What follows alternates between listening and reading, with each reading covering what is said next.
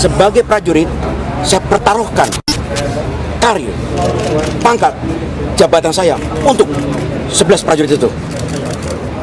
Oke? Itulah bentuk soliditas. Serda Ucok Tigor Simbolon mengaku syok usai menembak 4 tahanan titipan Polda Daerah Istimewa Yogyakarta tersebut. Ucok juga gemetar setelah memberondong 4 tersangka pembunuh Sertu Heru Santoso tersebut. Sesaat setelah menembak orang keempat di dekat kamar mandi, saya sempat gemetar dan syok. Sampai kemudian saya merasa ada yang menepuk pundak saya dan menarik keluar ruangan sel, kata Ucok di Pengadilan Militer 2 Yogyakarta. Seperti yang dikutip dari laman liputan6.com yang diterbitkan Selasa tanggal 16 bulan 7 2013 yang lalu.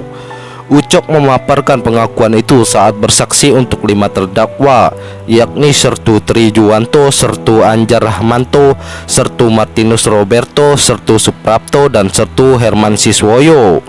Dia mengaku tidak pernah terpikir untuk menembak para tersangka pengeroyokan di Hugos Cafe itu. Saya ke Yogyakarta untuk mencari kelompok Marcel yang telah membacok Sertu Sriono. Saya hanya bermaksud membalas dendam. Saya hanya akan memberi pelajaran dan menghajarnya, tutur Ucok. Namun setelah berputar-putar Yogyakarta dan tidak menemukan kelompok Marcel, Ucok kemudian istirahat di dekat UTY. Hingga akhirnya dia mendapat informasi bahwa kelompok di KCS yang mengeroyok Sertu Heru Santoso sudah dipindahkan ke Lapas Cebongan. Dari informasi tersebut, saya kemudian berinisiatif untuk mengecek ke Lapas Cebongan dan bertanya kepada Diki tempat persembunyian Marcel. Paparnya, karena waktu sudah malam dan ingin bisa cepat bertemu dengan kelompok Diki CS, Ucok berpura-pura dari Polda DIY dan akan minta sidik jari. Saat di Lapas Cebongan, saya juga masih santai. Saya mengetuk pintu dan mengucapkan assalamualaikum kepada petugas lapas dan mengatakan mau minta sidik jari tahanan yang tadi siang dititipkan. Saya tidak pernah tahu istilah bon tahanan. Yang saya tahu bon itu ya utang di kantin atau koperasi, ucapnya. Ucok membantah keterangan yang menyebut ada ancaman senjata kepada para petugas lapas saat itu. Tidak benar jika ada yang menodong senjata baik dari saya maupun teman-teman saya, ujarnya. Dia mengatakan situasi mulai panas ketika kepala pengamanan lapas menelpon pimpinannya. Saat itu saya panik ketika telepon tersambung. Saya takut koper saya yang mengaku dari Polda DIY terbongkar. Maka saya langsung merebut teleponnya dan memerintahkan para petugas sipir tiarap, ungkapnya. Ucok kemudian membawa kepala pengamanan lapas Margo Utomo dan meminta untuk menunjukkan tempat Diki CS ditahan. Setelah gagal memaksa Margo, Ucok melihat salah satu temannya dan seorang petugas menuju ke salah satu ruang tahanan. Ucok pun menyusul. Saat itu saya melihat beberapa tahanan bergerombol di sisi jendela. Saya juga melihat bahwa ada satu tahanan yang memberi kode bahwa Diki CS ada di ruangan tersebut. Kemudian saya masuk ke ruangan itu dan sekilas saya merasa ada yang menyerang saya dengan pentungan besi, katanya. Ucok mengatakan serangan yang diarahkan ke kepala itu berhasil dia tepis dan akhirnya mengenai pundak. Dia langsung berbalik dan mencari si penyerang itu. Saat itu saya berpikir semua yang ada di dalam sel adalah orang jahat. Di belakang pintu saya lihat ada 2 orang yang mencurigakan dan langsung saya tembak, ujarnya. Saya juga melihat ada yang melakukan gerakan mencurigakan di ruangan kamar mandi. Namun saat itu senjata yang saya pakai macet atau cat, sehingga saya keluar dan minta tolong saksi Serda Sugeng Sumaryanto untuk memperbaiki, tambah dia. Namun tambah Ucok, Serda Sugeng sepertinya tidak sungguh-sungguh memperbaiki senjatanya dan berusaha menahan, sehingga dirinya langsung mengambil senjata laras panjang yang ada di pundak kiri Sugeng. Saya kemudian kembali masuk ke ruangan tahanan dan mencari yang bersembunyi di kamar mandi. Namun sebelumnya saya sempat melihat korban yang saya tembak ketiga untuk memastikan. Sebab saat ini saya menembak sambil berlari. Setelah yakin sudah mati, saya kemudian menembak satu orang yang di kamar mandi, tutur Ucok. Ucok mengaku tidak melihat kelima terdakwa, yakni Sertu Trijuwanto, Sertu Anjar Rahmanto, Sertu Martinus Roberto, Sertu Suprapto, dan Sertu Hermawan Siswoyo turut masuk ke belakang maupun ruang tahanan. Mungkin mereka tetap berada di ruangan portir. Namun apakah mereka melakukan penganiayaan atau perusakan CCTV dan lainnya, saya tidak tahu, ucap Ucok.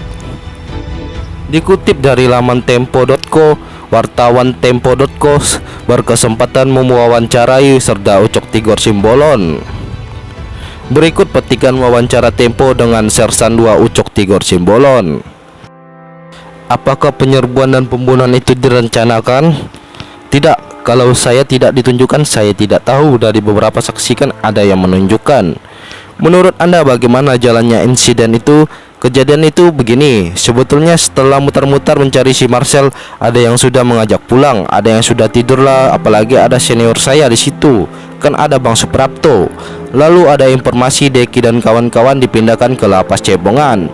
Sebenarnya hanya mau bertanya sama Deki di mana Marcel. Kita ke sana mau nanya si Marcel, hanya ingin tahu dan tanya, kami ini ada masalah apa dengan almarhum Santoso, kok keji sekali. Setelah itu apa yang Anda lakukan? Saya masuk buka pintu sel itu biasa, dengan cara biasa. Tahu-tahu saya dipukul dari balik pintu. Saya jatuh dan memegang senjata. Saat itu saya bertahan saja.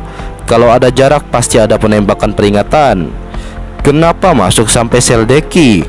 Karena sipir tidak mau memanggil mereka. Kalau mau memanggilkan tidak akan terjadi penembakan. Tugas sipir kan menjaga mereka. Maaf saja, waktu itu kan mereka tidak tahu saya dari Kopassus, tahunya dari Polda. Mereka sipir ternyata hal biasa jika malam menerima tahanan di bawah Polda. Kertas berkop Polda yang dibawa itu benar? Waduh, itu kertas asal comot saja. Itu mungkin berkas istri saya. Saya tidak tahu itu berkas apa. Kan jam segitu mau masuk LP kan nggak mungkin kalau mau besuk. Makanya satu-satunya orang yang bisa masuk adalah instansi polisi atau Polda. Saya teringatkan juga membawa senjata mainan, replika juga. Setelah penembakan itu apa yang terjadi? Kawan-kawan yang lain di mobil itu ribut. Bahkan Koptu Kodik bilang, ngopo kok nembak, ngopo kok nembak. Saya marahin, dia nggak tahu kondisi di dalam. Sudah diam aja lu. Sebenarnya mereka sudah mencegah saya sebelum berangkat. Intinya mas, saya datang ke LP tidak untuk menyerang. Seandainya sipir penjara itu memanggilkan si Deki ke ruangan portir, saya akan menanyakan di situ. Ketika di sel saya diserang, saya bertahan hidup. Naluri saya, senjata bagi saya tidak boleh pisah. Senjata harus melekat. Demikian wawancara wartawan bersama Serda Ucok Tigor Simbolon yang dikutip dari halaman Tempo.co. Sementara itu, mantan Panglima Kodam Diponegoro, Majen TNI Hardiono Saroso mengakui merasa bangga terhadap jiwa korsa kesatria 11 prajurit anggota Kopassus TNI AD di Grup 2 Manjangan Kartusuro Sukoharjo tersebut. Dalam peristiwa lapas Cebongan itu, dirinya bertanggung jawab atas tindakan 11 anggota TNI yang telah menunjukkan solidaritas jiwa korsa sebagai prajurit. Sudahlah, sekarang yang perlu kita bicarakan itu ke depannya. Saya hormat bangga kepada 11 prajurit Angkatan Darat yang saat ini sedang menjalani pemeriksaan di Pomdam, ungkapnya pada acara pisah sambut dengan Pangdam baru di markas Kodam Diponegoro Rabu tanggal 10 bulan 4 2013 yang lalu. Ia mengatakan bangga atas 11 prajurit yang mempertaruhkan karir, pangkat, dan jabatannya. Hal ini menurut dia menjadi bentuk solidaritas yang tidak bisa tergoyahkan. Saya menaruh hormat, bangga, menjunjung tinggi sikap kesatria, kejujuran prajurit Angkatan Darat. Saya harus sama dong, karena mereka berikan contoh kepada saya beri contoh kepada mereka, tandasnya. Dalam kesempatan itu, ia juga bercerita tentang jiwa korsa sebagai kebanggaan seorang prajurit. Jiwa korsa untuk menjaga kedaulatan negara tersebut sama saja di seluruh dunia. Saya dari Letnan 2 sampai Kolonel banyak berkecimpung di operasi. Ada anggota saya gugur, tetapi gugurnya secara terhormat. Itulah kehormatan prajurit, ujarnya. Komandan Jenderal Kopassus yang pada saat itu dijabat oleh Mayor Jenderal Agus Tomo mengaku marah sekaligus bangga dengan perbuatan anak buahnya. Pertama, Agus kecewa dengan pelanggaran hukum yang dilakukan mereka. Sebagai komandan, Agus mengklaim tak pernah melatih prajuritnya untuk melanggar hukum. Bahkan di Kopassus dalam kurikulum ada materi menghormati hukum, kata dia kepada wartawan saat ditemui di Pusat Misi Pemeliharaan Perdamaian Kementerian Pertahanan, Sentul, Bogor, Jawa Barat, Senin tanggal 9 September 2013. Seperti yang dikutip dalam artikel liputan6.com. Setelah bertanya lebih dalam sebab musabab Ucok CS melakukan penembakan, Agus baru merasa bangga. Kepada Agus, Ucok mengaku melakukan penembakan untuk menjaga kehormatan satuan Kopassus.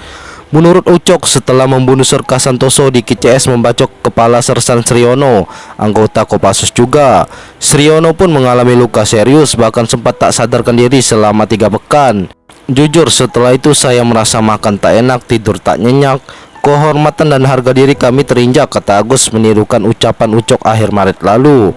Lebih baik kami terima risiko daripada kami selamanya dihina.